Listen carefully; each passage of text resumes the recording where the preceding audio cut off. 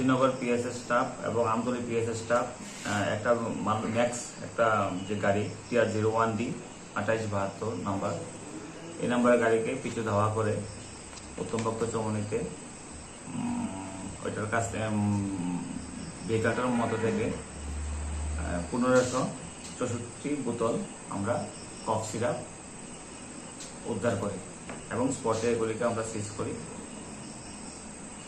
আর গাড়িটা অ্যাকচুয়ালি ধাওয়া করার সময়, পুলিশ ধাওয়া করার সময় ওইটা উত্তম ভক্ত চমনিতে রাস্তার মধ্যেই উল্টে যায়।